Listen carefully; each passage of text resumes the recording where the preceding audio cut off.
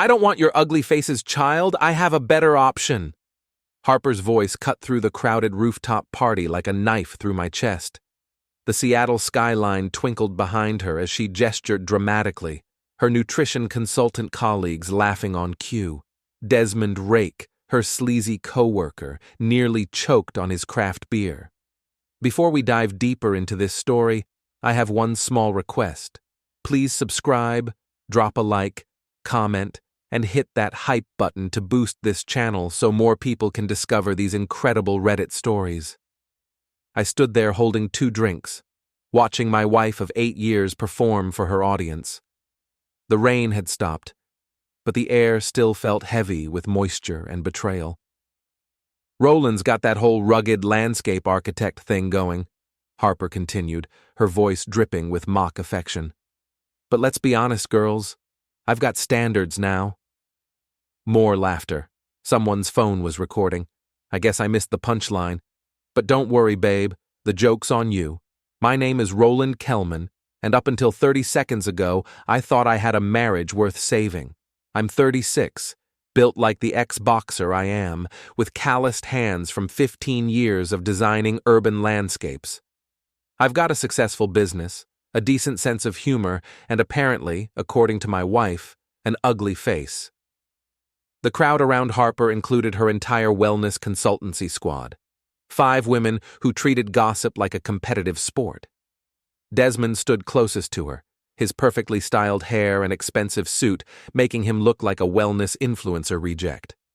Which, coincidentally, he was. "Roland's sweet," Harper said, finally noticing me standing 10 feet away. "But a girl needs options, you know?" The group turned to look at me.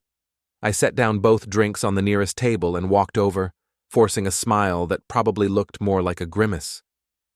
"Hey, honey," I said, wrapping my arm around Harper's waist. She stiffened. "Talking about me again?" "Just girl talk," she said, her voice suddenly cooler. Desmond extended his hand. "Roland, right? Harper talks about you all the time." "I'll bet she does." "All good things, I hope," I said, shaking his hand a little too firmly. He winced. "Of course," Desmond said, pulling his hand back. "Harper's told us about your landscaping business." The way he said landscaping made it sound like I cleaned sewers for a living. "It's urban landscape architecture, actually," I said. "I design green spaces for the city, parks, community gardens, that sort of thing." "How earthy," one of Harper's friends said. I think her name was Brittany, or maybe Bethany. They all blended together after a while. Harper laughed, that fake tinkle she'd developed over the past year. "Roland gets his hands dirty so I don't have to." More laughter. I felt like a zoo animal. "Well," I said, "I should let you ladies get back to your conversation. Don't let me interrupt the fun." I walked away, hearing Harper's voice pick up again behind me. Something about settling and knowing your worth now. Each word felt like a small knife between my shoulder blades. I found a quiet corner of the rooftop and pulled out my phone, pretending to check messages while I watched Harper's performance. She was animated, gesturing with her wine glass, clearly enjoying being the center of attention. Desmond hung on her every word, and I noticed how his hand kept finding excuses to touch her arm, her shoulder, her back. Interesting. My phone buzzed with a text from Sam, my best friend and boxing coach. "How's the fancy party? Harper showing you off to her work friends?" I typed back. Something like that. The party wound down around 11. Harper had switched to water an hour earlier. She never drank more than 2 glasses of wine in public. Image was everything in her world. We rode home in silence, the city lights blurring past the windows of our Uber. Our condo in Capitol Hill was exactly what you'd expect from a nutrition consultant with social media aspirations. All white walls, minimalist furniture, and inspirational quotes in expensive frames. It felt more like a showroom than a home. "Fun party," I said, hanging my jacket in the closet.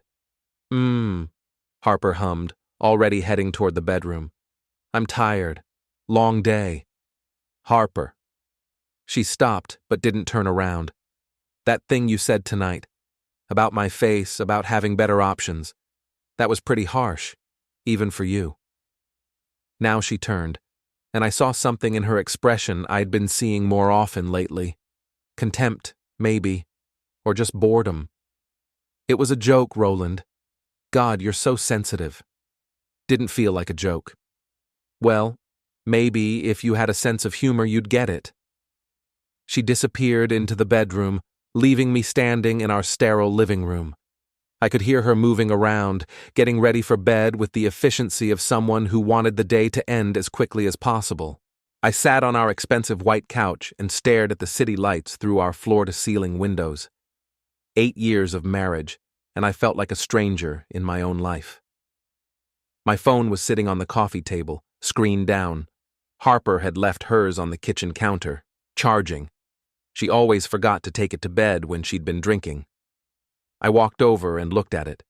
The screen was black, password protected. But as I watched, it lit up with a notification. A text message from Desmond. Can't wait for tomorrow. Same place? Same time? The preview showed just enough to make my stomach drop. I picked up the phone, and miracle of miracles, Harper had forgotten to lock it after her last use. I opened her messages.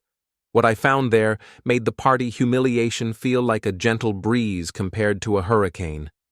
Months of messages, hotel reservations, photos I definitely wasn't supposed to see, plans for a weekend getaway next month. And worst of all, detailed conversations about their future together. A future that apparently didn't include me. Roland's getting suspicious, Harper had written 2 days ago. Don't worry, Desmond had replied. Once you make the move, you'll be free. We both will be. I just need to figure out the timing. Maybe after the Morrison account closes, I'll have enough saved up to make it clean. You deserve better than that loser. We both know you've outgrown him. I scrolled back further. The affair had been going on for 6 months. 6 months of late nights, mysterious phone calls, and new clothes I'd assumed were for work events. But the worst part wasn't the betrayal itself. It was reading Harper's descriptions of me, our marriage, our life together. According to her messages, I was boring, unattractive, unambitious, and inadequate. She'd shared intimate details about our private moments, mocking everything from my performance in bed to the way I ate cereal in the morning. He still thinks we're happy, she'd written last week. It's almost sad how clueless he is. I set the phone back on the counter exactly where I'd found it, my hands surprisingly steady. The initial shock was already crystallizing into something colder, more focused. Harper wanted to play games? Fine. But she'd picked the wrong opponent. I'd spent my 20s in boxing rings, learning that the best fighters weren't always the strongest or the fastest. They were the ones who could take a hit, stay calm, and wait for the perfect moment to strike back. Harper thought I was clueless. That was about to become her biggest mistake. The next morning, Harper was already gone when I woke up. She'd left a note on the kitchen counter. Early client meeting, back around 8, leftover tie in fridge. Like nothing had happened. Like she hadn't spent the previous evening humiliating me in public and then texting her lover about their next rendezvous. I made coffee and sat at our kitchen island staring at the note. Harper's handwriting was neat, controlled, just like everything else about her public image. But I'd seen behind the curtain now. My phone rang. Sam. How you feeling after last night? He asked. You sounded weird in your text. Can you meet me at the gym? I need to hit something. That bad, huh? Give me an hour. Sam's boxing gym was in Georgetown, squeezed between an auto repair shop and a Vietnamese restaurant. It smelled like sweat, leather, and honesty. Everything my life with Harper wasn't. Sam had been running the place for 12 years, ever since he retired from professional boxing with a record of 23-4-1. I found him wrapping his hands near the heavy bags. You look like hell, he said. Thanks, that's exactly what I needed to hear. What happened? I told him about the party, about Harper's comments, about finding the messages on her phone. Sam listened without interrupting, occasionally nodding or shaking his head. Damn, Roland, that's rough. 6 months, Sam. She's been lying to my face for 6 months. What are you going to do? I picked up a pair of gloves. I'm going to destroy her. Sam raised an eyebrow. Okay, but let's be smart about it. You want to hit back? Do it clean. No cops, no dumb moves. Win in the ring, not the alley. For the next hour, I took out my frustration on the heavy bag. Each punch was Harper's face, Desmond's smug smile, the laughter from her friends. By the time I was done, my knuckles were raw and my head was clearer. Feel better? Sam asked. Getting there. Good. Now let's talk strategy. You said she's planning to leave after some big account closes? The Morrison account. It's some kind of corporate wellness contract, worth about $200,000 to her company. How long until that happens? Maybe 6 weeks. She's been working on it for months. Sam nodded thoughtfully. So you've got 6 weeks to prepare. What's your goal here? You want her back, or you want revenge? I thought about Harper's messages, about her describing me as a pathetic loser to her lover, about years of small cruelties I'd ignored, thinking they were just stress from work. Revenge, I said. Definitely revenge. All right then, but we do this smart. What kind of evidence do you have? Just what I saw on her phone, but I took pictures with mine while she was sleeping. Good start. You need more, though. Financial records, proof of the affair that'll hold up in court, documentation of everything. Over the next 2 weeks, I became a detective in my own life. I installed a security camera in our living room, telling Harper it was for protection after a break-in 2 blocks away. I started paying attention to her schedule, noting discrepancies between what she told me and where she actually went. I also started documenting our joint finances. Harper had always handled the bills. She was better with money, she said. What I found wasn't illegal, but it was enlightening. She'd been moving money from our joint savings into a personal account for months. Small amounts, nothing that would trigger alerts, but it added up to nearly $15,000. The real breakthrough came when Harper left her laptop open one afternoon. She'd gone to take a shower, and I had maybe 10 minutes before she'd be back. Her email was open. I quickly forwarded myself copies of hotel confirmations, restaurant reservations, and most damaging of all, an email thread with a divorce attorney. Harper had already consulted with 3 different lawyers, shopping for the best deal. According to her correspondence, she was planning to file for divorce, claiming irreconcilable differences and emotional abuse. She'd been building a case against me, documenting every argument, every moment of tension, painting herself as the victim of a controlling, unstable husband. The emotional abuse angle was particularly creative. Harper had been keeping a journal of our interactions, but her version of events bore little resemblance to reality. According to her notes, I was jealous, possessive, and verbally abusive. She'd turned normal marital disagreements into evidence of psychological torture. I photographed everything with my phone, then closed the laptop and went back to the kitchen. When Harper emerged from the shower 20 minutes later, I was reading the newspaper like nothing had happened. "What are you up to today?" she asked, toweling her hair. "Site visit in Ballard, then some paperwork. You?" "Client meetings all afternoon. Might be late." I nodded without looking up from the sports page. "I'll grab dinner with Sam then. Don't wait up." Perfect. Perfect indeed, because now I knew exactly where she'd be, at the Westin with Desmond, same as every Tuesday for the past month. That evening, instead of meeting Sam, I sat in my truck across from the Westin downtown. At 6:47 p.m., Harper's silver BMW pulled into the valet area. She got out wearing a dress I'd never seen before, something expensive and clingy that she definitely hadn't worn to any client meeting. At 7:15, Desmond arrived in a black Audi. He was dressed like he was going to a nightclub, not a business dinner. I waited in my truck until 11:30 when they finally emerged together. Harper looked rumpled, her hair messed up, her lipstick gone. Desmond had his hand on her lower back as they waited for their cars. They kissed goodbye. Not a friendly peck, but a full romantic kiss that lasted long enough for me to get several clear photos. I followed Harper home, staying well back. She beat me there by 10 minutes, just enough time to shower and get into pajamas.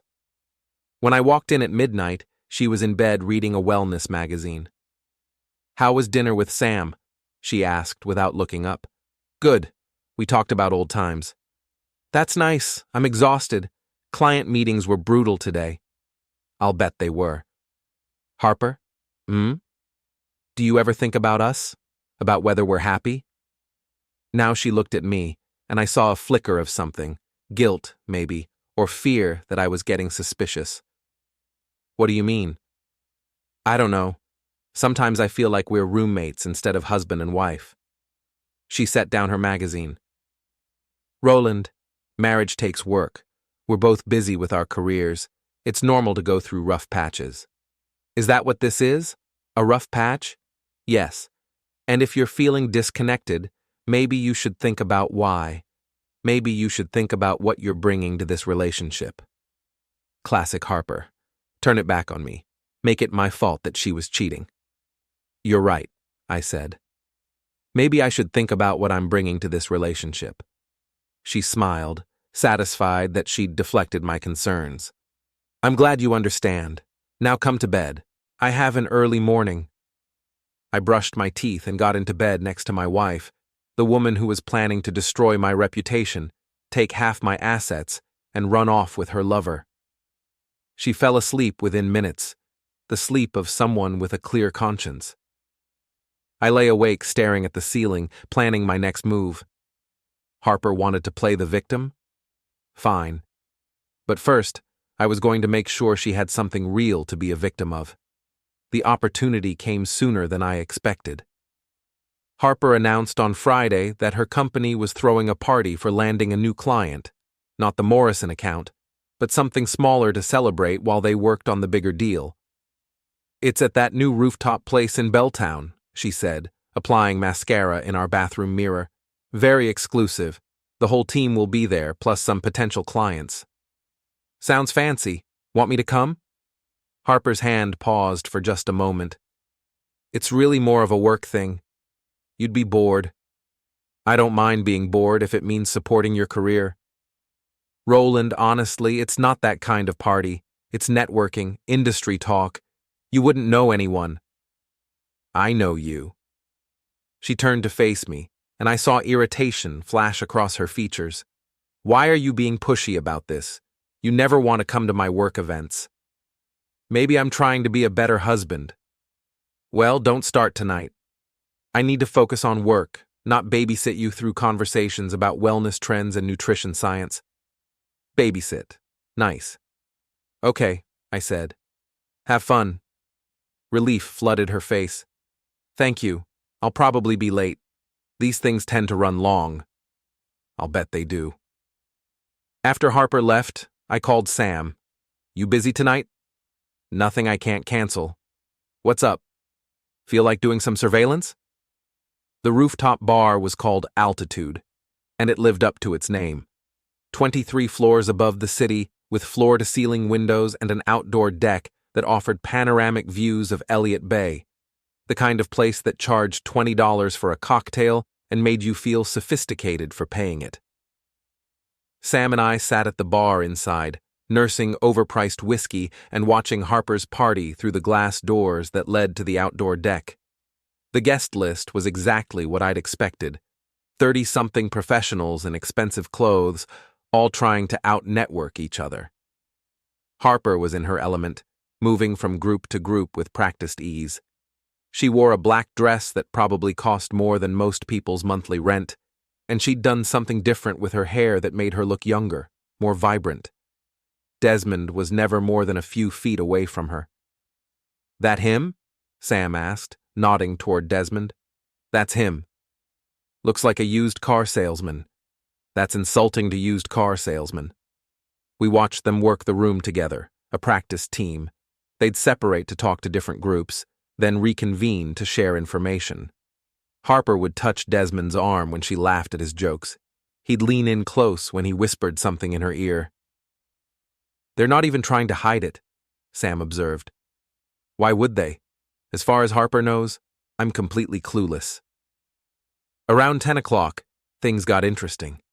Harper and Desmond slipped away from the main group, heading toward a quieter corner of the outdoor deck. I could see them through the windows, but I couldn't hear what they were saying. "Stay here," I told Sam. "I'm going to get closer."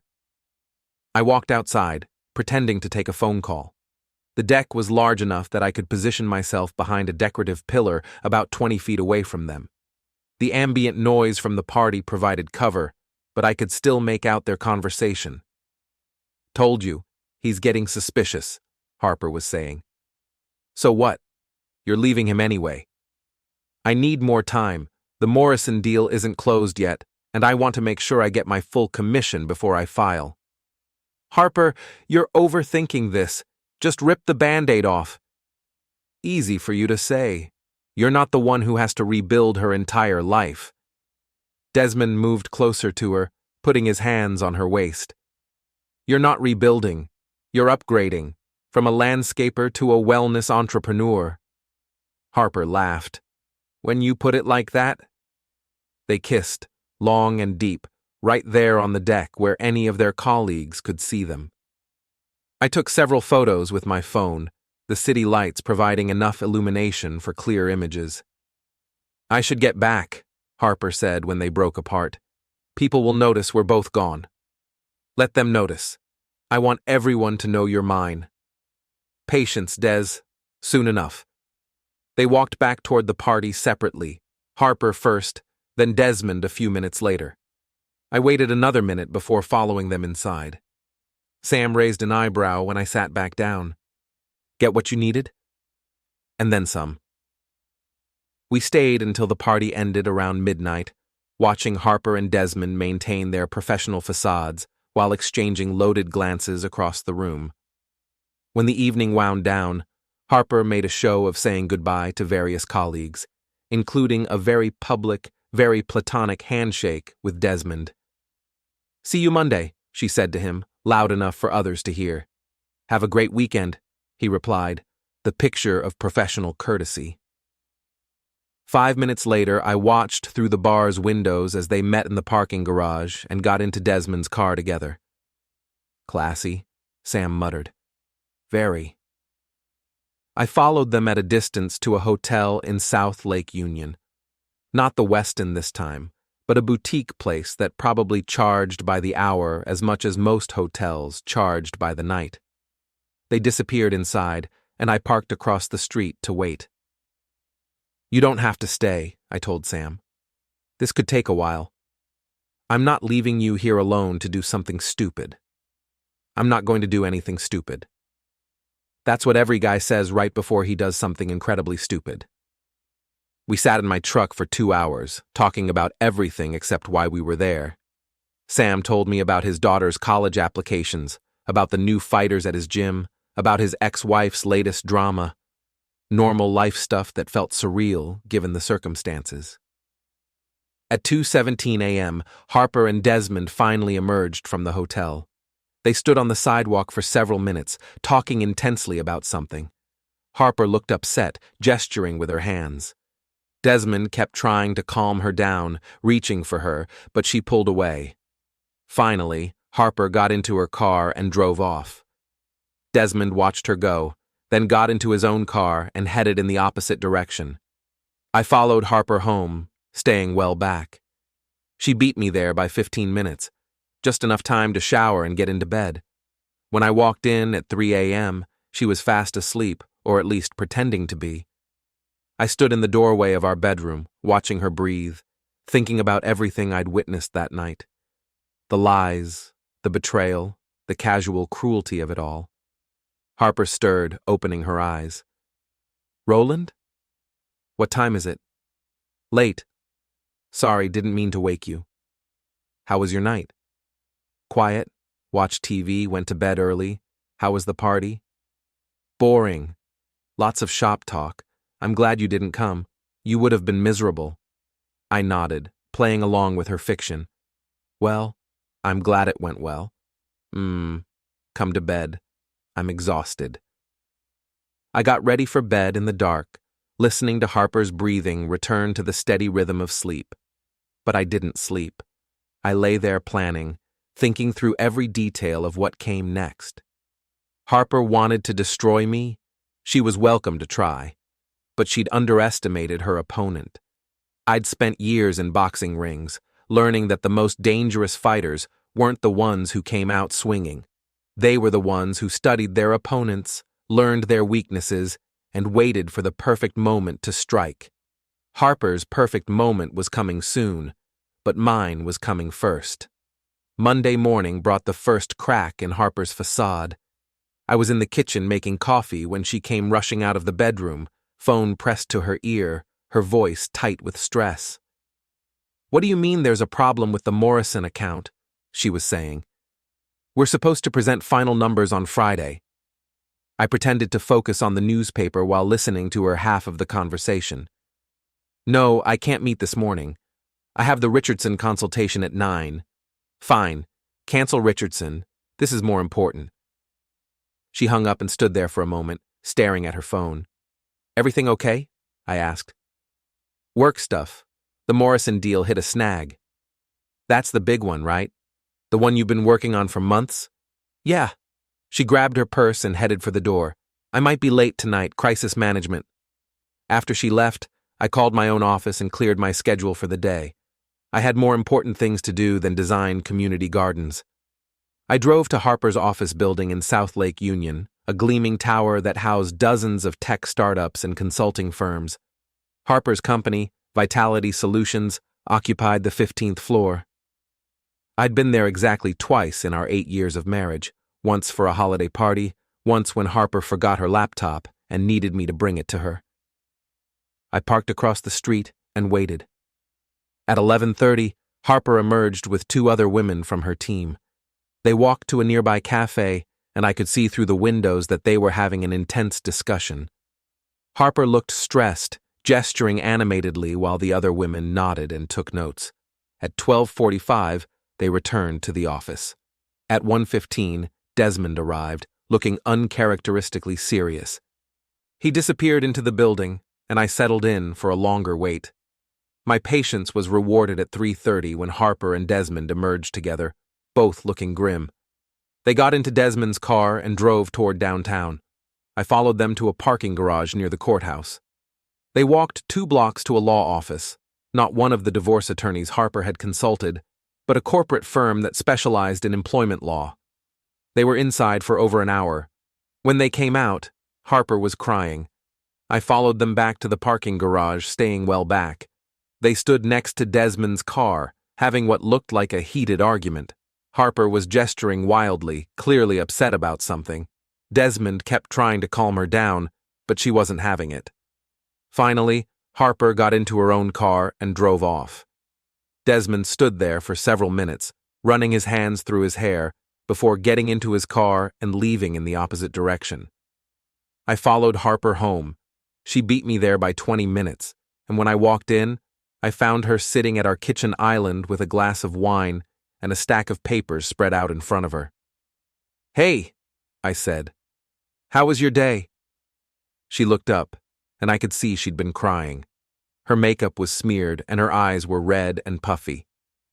"Terrible," she said. "The Morrison deal is falling apart." I sat down across from her. "What happened?" "Someone leaked information about our proposal to a competitor. They undercut us by 30%, and now Morrison is reconsidering everything." "That's awful. Do you know who leaked it?" Harper's jaw tightened. "We have suspicions."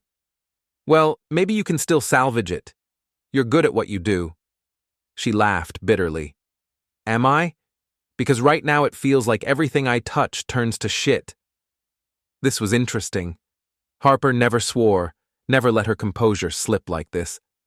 Whatever had happened today had really shaken her. "Harper, talk to me. What's really going on?" She looked at me for a long moment, and I could see her calculating, trying to decide how much to tell me. There might be some changes at work, she said finally. Restructuring, budget cuts, that sort of thing. Are you worried about your job? I'm worried about everything. She poured herself another glass of wine, her hands shaking slightly. I'd never seen Harper this rattled, not even when her father passed away 2 years ago. Is there anything I can do to help? I asked. No, she said quickly. It's work stuff. I just need to figure it out. I nodded and got up to start dinner, but I could feel Harper watching me, studying my face like she was trying to read my thoughts. Over the next few days, Harper's mood deteriorated further. She was short-tempered, distracted, and spending even more time at work, or at least that's what she claimed. I suspected she was spending more time with Desmond, trying to figure out how to handle whatever crisis they were facing. On Thursday evening, she came home with news. I have to go to Portland this weekend, she announced. Emergency client meeting. Which client? Morrison. One last attempt to save the deal. Want me to come with you? I could drive, make it a mini vacation. No, she said quickly. It's all business. I'll be in meetings the entire time. I'll bet you will. Okay. When do you leave? Tomorrow morning, early. I'll be back Sunday night. Friday morning, Harper was gone before I woke up. She'd left another note. Portland trip back Sunday. Love you. But her handwriting looked hurried, stressed. I waited until noon, then drove to Desmond's apartment building in Belltown. His black Audi was in the parking garage. So much for Harper's Portland business trip. I called Sam. Feel like taking a road trip? Where to? Desmond's place. I think it's time we had a conversation. Sam met me at the apartment building an hour later. We took the elevator to the 8th floor, and I knocked on Desmond's door. No answer. I knocked again, harder this time. Desmond, it's Roland Kellman, Harper's husband. I think we need to talk. I heard movement inside, then footsteps approaching the door. Roland? Desmond's voice was muffled through the door.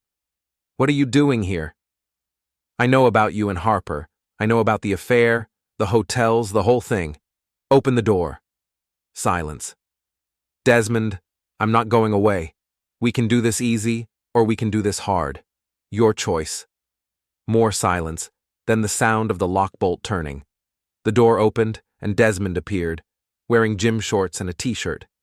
He looked nervous, guilty, and slightly ridiculous. Roland, I can explain. No need to explain. I've seen the photos, read the messages, followed you to hotels. I know everything. Desmond's face went white. Look, it's not what you think. It's exactly what I think. You're sleeping with my wife, and you're both planning to leave your respective spouses. The only question is what we're going to do about it. Sam stepped up behind me, and Desmond's eyes widened when he saw him. Sam was 6'2" and built like a heavyweight boxer, which he had been. This is my friend Sam, I said. He's here to make sure our conversation stays civil. What do you want? Desmond asked. I want the truth, all of it. How long has this been going on? What are your plans? And what happened this week that has Harper so spooked? Desmond looked back and forth between Sam and me, clearly calculating his options. Can we sit down? He asked finally. Sure. Desmond's apartment was exactly what I'd expected. Expensive furniture, minimalist decor, and a home gym that probably cost more than most people's cars. We sat in his living room, Sam and I on the couch, Desmond in a chair across from us. It started about 8 months ago, Desmond began. Harper and I were working late on a project, and one thing led to another. Skip the romance novel version. I want facts. We've been seeing each other regularly since then. Hotels mostly, sometimes here when my roommate's out of town. Your roommate? I don't live alone. I have a roommate to help with expenses. Interesting. Harper thought she was upgrading to a successful entrepreneur, but Desmond needed a roommate to afford his lifestyle. What about your plans to leave your spouses? That was Harper's idea. She said she was unhappy, that she'd outgrown her marriage. She wanted us to be together officially. And you were on board with that? Desmond shifted uncomfortably. I wasn't sure. I mean, Harper's great, but I'm not really the settling down type. Does Harper know that? We've talked about it. That's not an answer. No, he admitted. She doesn't know that. Sam leaned forward. So you've been stringing her along? I wouldn't put it like that. How would you put it? I asked. I told her I needed time to figure things out, to make sure we were making the right decision, while continuing to sleep with her. Yeah. And this week? What happened that has Harper so upset? Desmond's face went even paler. There was an incident at work. What kind of incident? Someone reported our relationship to HR. There's a policy against relationships between coworkers, especially when one person has influence over the other's projects. And you have influence over Harper's projects? I'm on the approval committee for major accounts, including Morrison. The pieces clicked into place. You've been helping Harper with insider information. Not exactly. Exactly. You've been giving her information about what the committee wanted to hear, helping her tailor her proposals. It wasn't like that.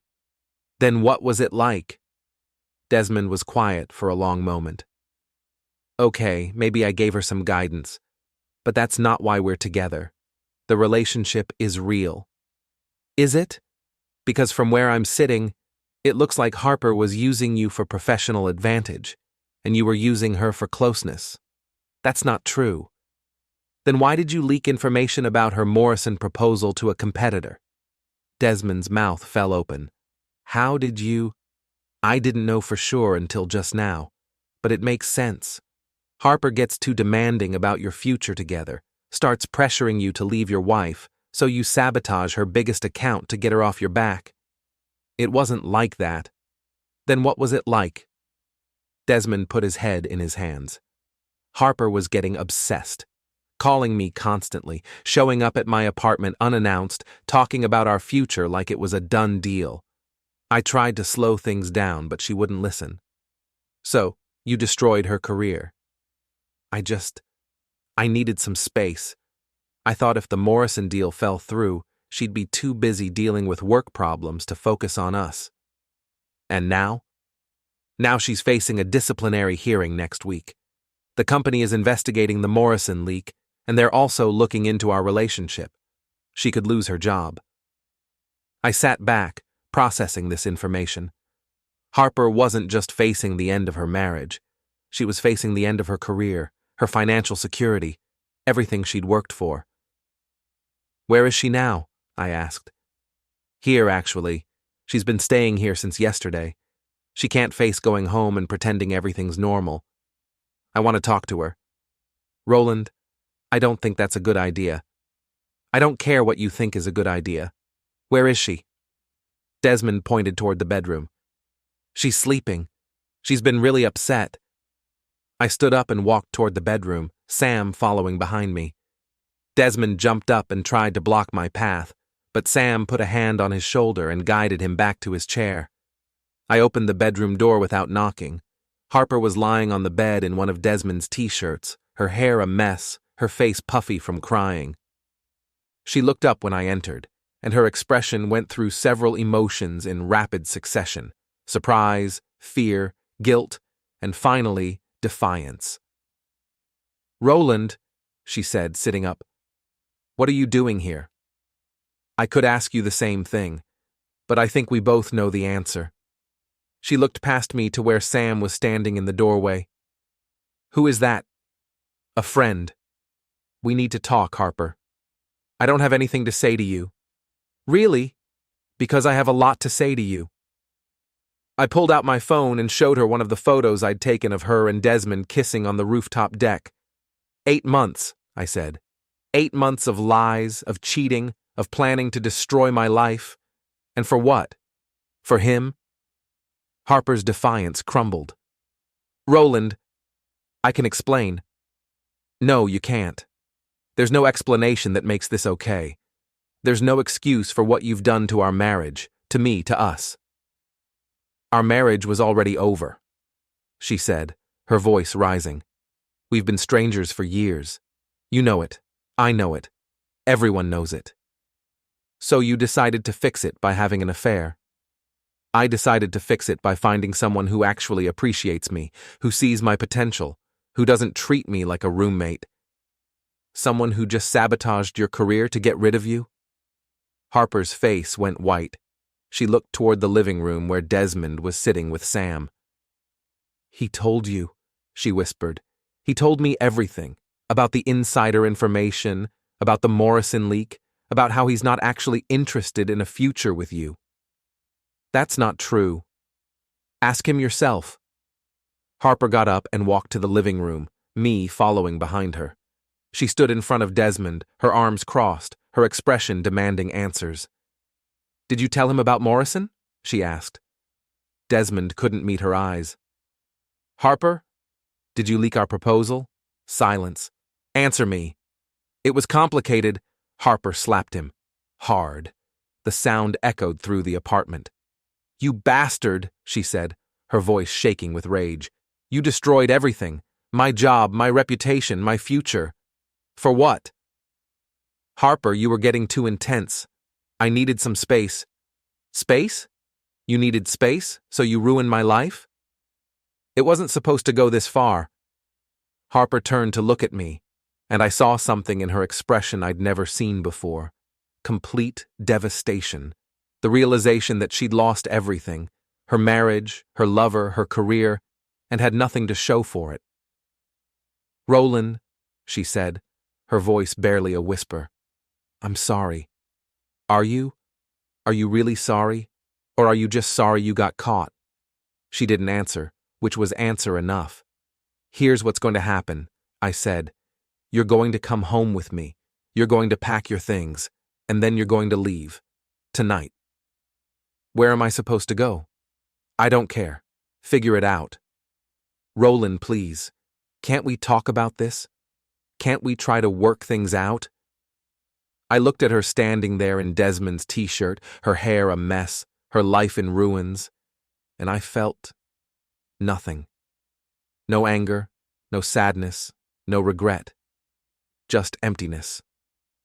There's nothing to work out, Harper. You made your choice 8 months ago. Now you get to live with the consequences. She started to cry then, real tears this time, not the manipulative tears she'd used on me so many times before.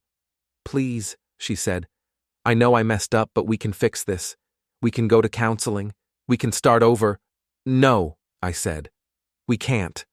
I turned to leave, then stopped and looked back at Desmond. By the way, I said, I've documented everything. The hotels, the messages, the insider trading, all of it. If Harper's company wants to know who leaked the Morrison proposal, I'm happy to share what I know. Desmond's face went white. You wouldn't try me. I walked out of the apartment, Sam behind me. We got into the elevator without speaking, and it wasn't until we were in the parking garage that Sam finally broke the silence. How do you feel? He asked. Empty, I said. But good empty, like I just cleaned out a closet full of stuff I should have thrown away years ago. What happens now? Now I go home and wait for Harper to come get her things. Then I start over. You sure about this? No second thoughts? I thought about Harper's face when she realized Desmond had betrayed her, about the 8 months of lies and humiliation, about the journal she'd kept documenting my supposed abuse. No second thoughts, I said. This is exactly what she deserves. Harper came home 3 hours later. I was sitting in our living room reading a book when I heard her key in the lock. She walked in carrying a small overnight bag, her eyes red from crying, her clothes wrinkled. Hi, she said quietly. Hi. She stood there for a moment, looking around our condo like she was seeing it for the first time. Can we talk? She asked. Sure. She sat down on the opposite end of the couch, leaving as much space between us as possible. I know you're angry, she began. Actually, I'm not angry anymore. I was angry when I found out about the affair. I was furious when I read your messages about me. But now I'm just done. Roland, I know I hurt you. I know I made mistakes, but we've been together for 8 years. That has to count for something. It does count for something. It counts as 8 years I'll never get back. Harper flinched like I'd slapped her. I want to try to explain. There's nothing to explain, Harper. You weren't happy in our marriage, so instead of talking to me about it, instead of trying to work on it, you decided to have an affair. You spent 8 months lying to my face, mocking me to your lover, and planning to destroy my reputation when you left me. There's no explanation that makes that okay. I was confused. No, you were selfish. There's a difference. She was quiet for several minutes, staring at her hands. What happens now? She asked finally. Now you pack your things and leave. I'll file for divorce on Monday. Where am I supposed to go? I can't go back to Desmond's, and I might lose my job. That's not my problem anymore. Roland, please. I know you hate me right now, but I'm begging you. Give me another chance. Let me prove that I can be better. I looked at her sitting there, this woman I'd been married to for 8 years, and tried to find some remnant of the feelings I'd once had for her. But there was nothing. She'd eliminated whatever love I'd felt, and there was no bringing it back. Harper, do you remember what you said at that party 2 weeks ago? About not wanting an ugly child with me? She winced. That was just... I was showing off for my friends. I didn't mean it. Yes, you did. And you know what? You were right. I am ugly. I'm ugly when I'm angry, ugly when I'm hurt, ugly when I'm betrayed. But you know what I'm not? What? I'm not a cheater. I'm not a liar. I'm not someone who destroys the person who loves them just because they're bored. Harper started crying again. I never meant for it to go this far. It just happened, and then I didn't know how to stop it. You could have stopped it at any point. You could have ended the affair. You could have told me the truth. You could have asked for a divorce honestly instead of planning to frame me as an abuser. You know about that? I know about everything, Harper. The journal, the divorce lawyers, the financial planning. I know you've been building a case against me for months. She put her face in her hands. I'm so sorry. No, you're not. You're sorry you got caught. You're sorry your plan didn't work. You're sorry you're facing consequences, but you're not sorry for what you did to me. I stood up and walked to the window, looking out at the city lights.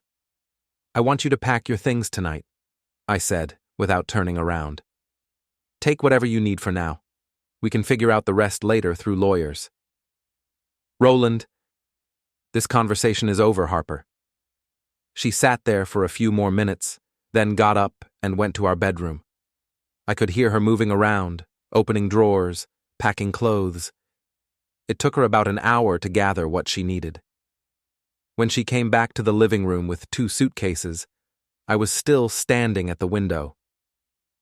I'm going to stay at my sister's for a while, she said.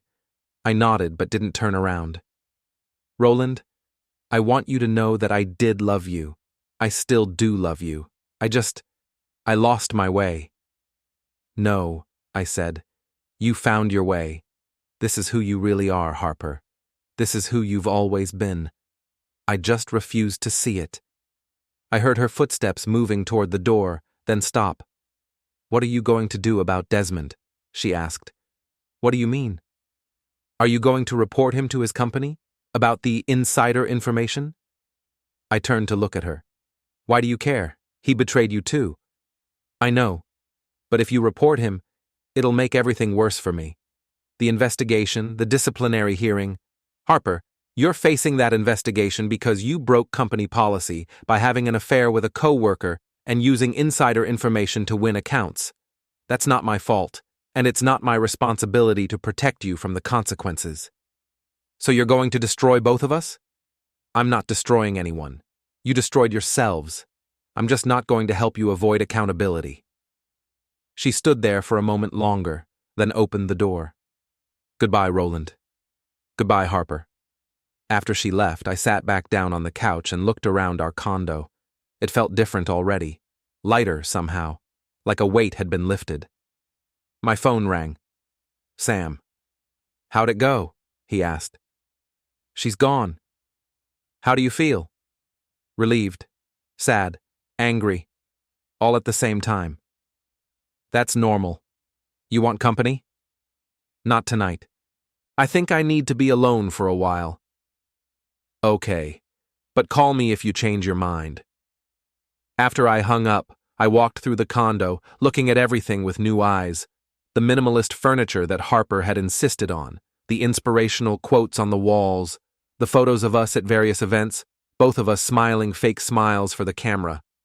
I took down all the photos and put them in a box.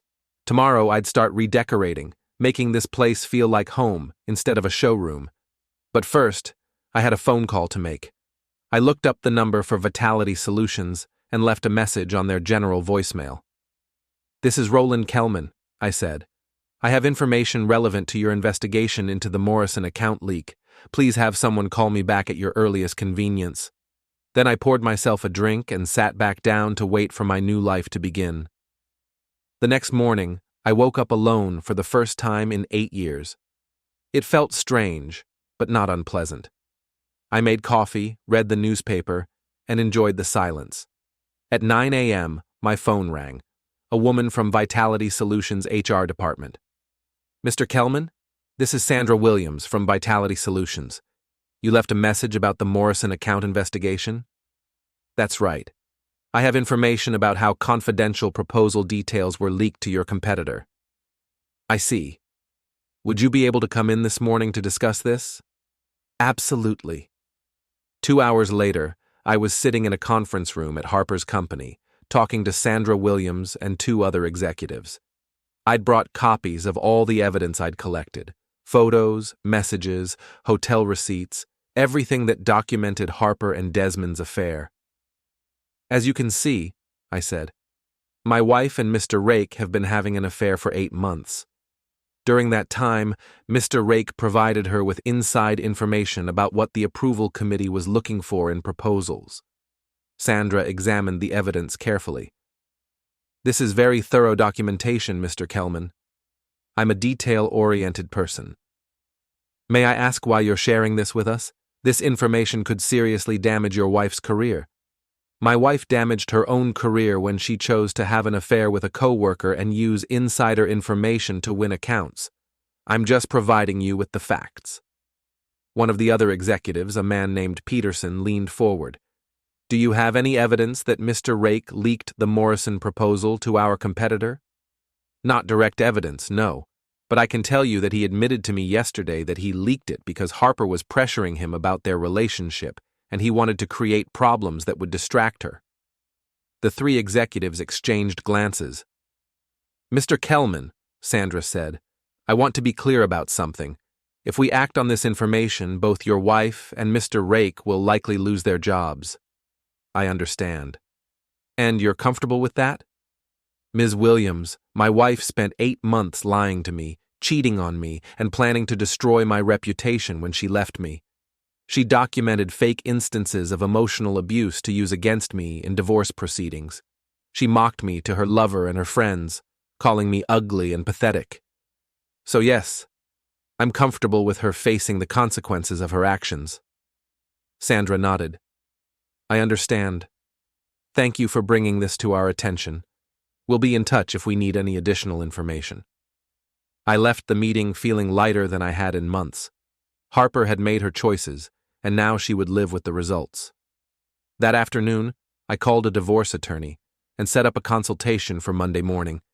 Then I called my business partner and told him I'd be taking a few days off to handle personal matters. Then I went to Sam's gym and spent 2 hours hitting the heavy bag, working out 8 years of accumulated frustration and anger. "Feel better?" Sam asked when I was done. "Much better." "What's next?" "Next, I start over. New life, new rules, new everything." "Any regrets?" I thought about Harper, probably sitting at her sister's house right now, waiting to hear from her company about the investigation. I thought about Desmond, realizing that his career was probably over.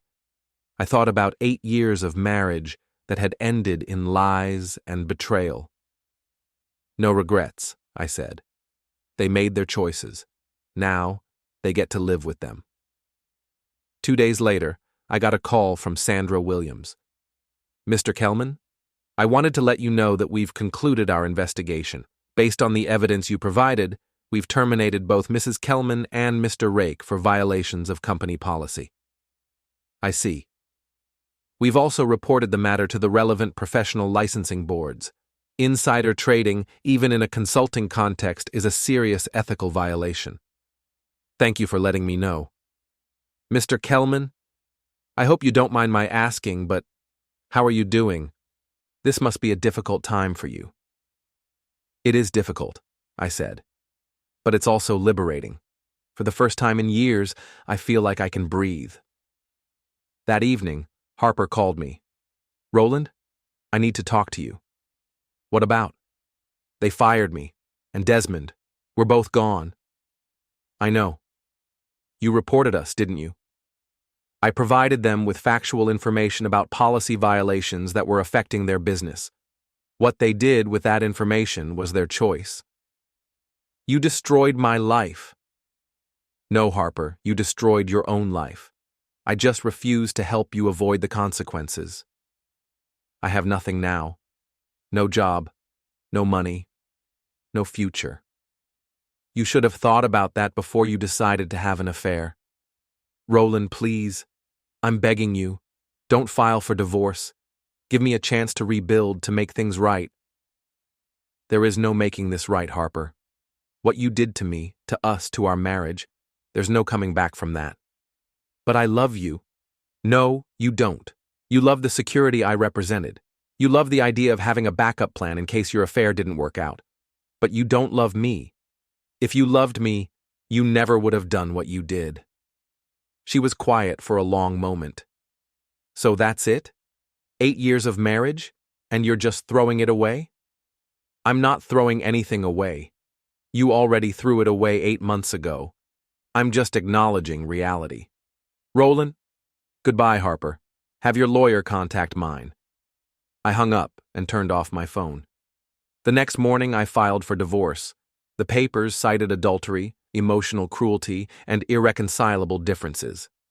My attorney assured me that given the evidence I had, the process would be straightforward. She'll probably try to claim spousal support, he warned me. Let her try. She's got no job, no income, and a documented history of adultery.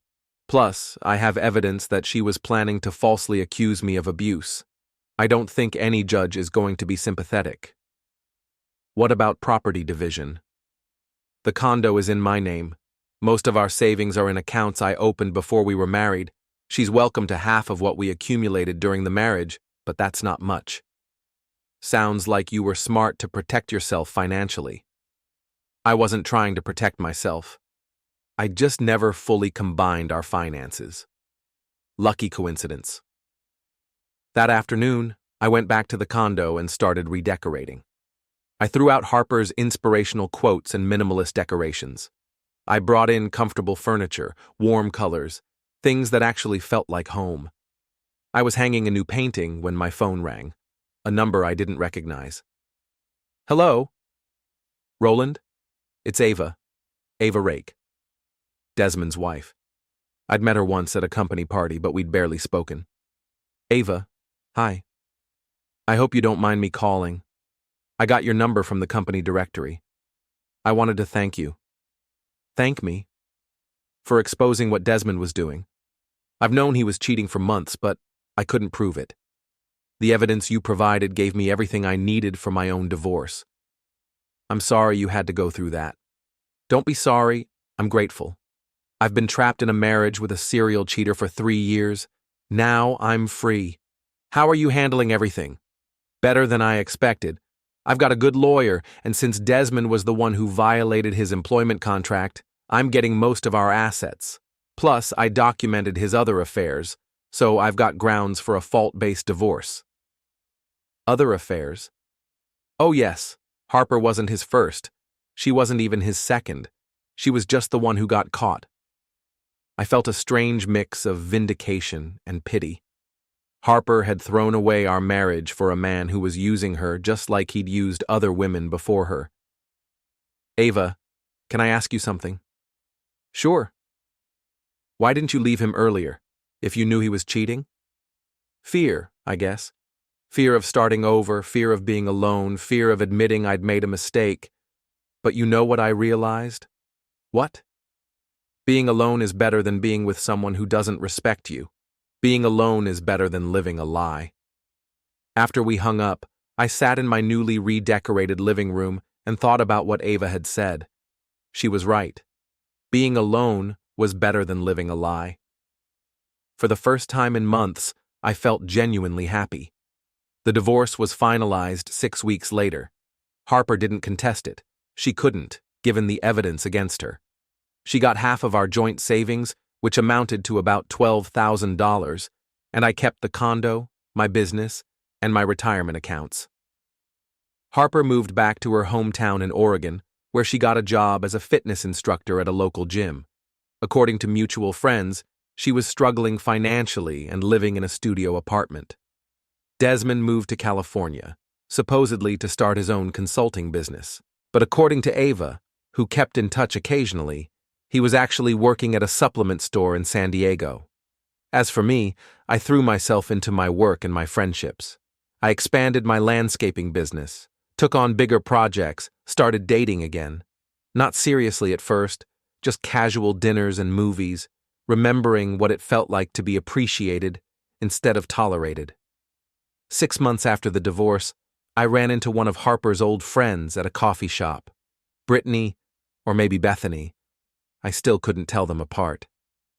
"Roland," she said, seeming genuinely pleased to see me. "How are you doing?" "Great, actually.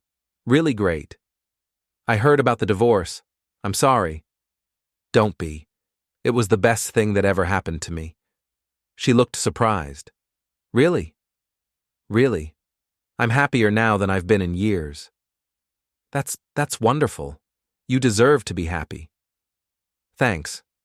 How's Harper doing?" Bethany's expression grew uncomfortable. "She's struggling. The job situation is tough, and she's had a hard time adjusting." "That's unfortunate. She asks about you sometimes. I think she regrets what happened." "I'm sure she does. But regret isn't the same as remorse, and remorse isn't the same as change. That's very wise. It's very expensive wisdom, but worth every penny." A year later, I was at Sam's gym when he approached me with a grin. "You're not going to believe this," he said. "What? Remember Harper's boyfriend, Desmond?" "What about him?" "He just got arrested in San Diego, fraud charges. Apparently, he was running some kind of fake supplement scam." I shook my head. Harper really knew how to pick them. "You dodged a bullet, my friend. More like a cannonball." That evening, I sat on my balcony with a beer, looking out at the city lights. My phone buzzed with a text from a woman I'd been seeing for a few months. Nothing serious yet, but promising. "Dinner tomorrow? I'll cook." I smiled and typed back, "Sounds perfect." As I hit send, I thought about Harper, probably sitting in her studio apartment in Oregon, dealing with the consequences of her choices. I thought about Desmond, sitting in a jail cell in California, facing fraud charges. And I thought about myself, sitting on my balcony in my own home, free from lies and betrayal and false accusations, planning dinner with a woman who actually seemed to like me for who I was. Harper had called me ugly that night at the party. She'd said she had better options, that she deserved more than what I could give her. She was wrong about a lot of things, but she was right about one. She did deserve more. She deserved exactly what she got.